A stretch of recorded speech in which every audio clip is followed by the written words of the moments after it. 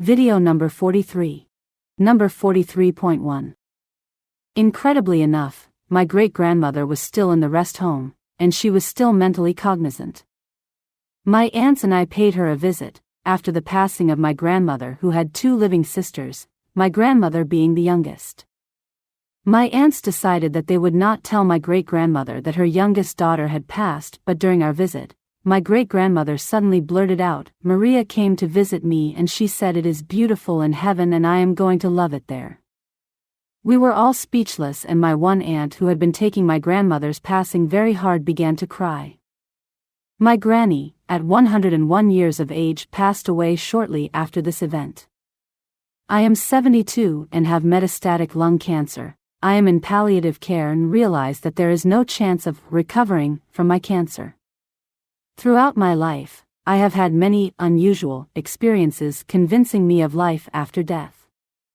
The words from my granny were just the beginning. Number 43.2.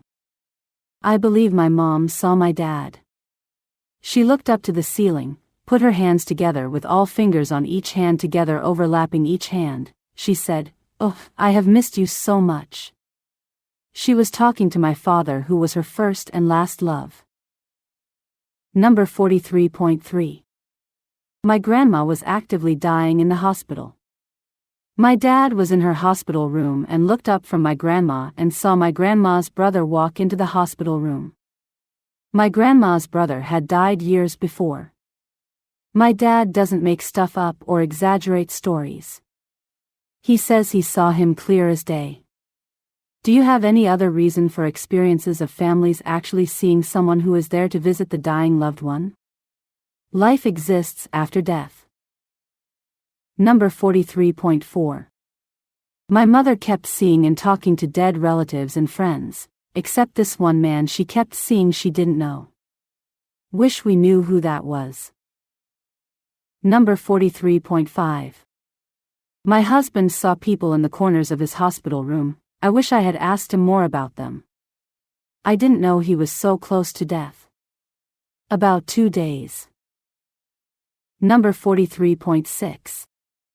I've seen this happen with many of my clients. One lady was always talking with her sister. Her sister was quite a mischief person. Apparently, she liked to jump on the bed when my client was trying to nap. I would hear my client talking and go to her as she was trying to grab something in the air, saying, "Stop that, come here." Many other examples of other people she would interact and talk with. She had reverted back to a period where she was a schoolgirl, which broke her husband's heart. Number 43.7. My husband died on April 26, 2023. Before he passed, he looked up behind him and said, "Not yet. Wait. I know." My dog also looked up at the same time toward the same place and then slinked away. Number 43.8.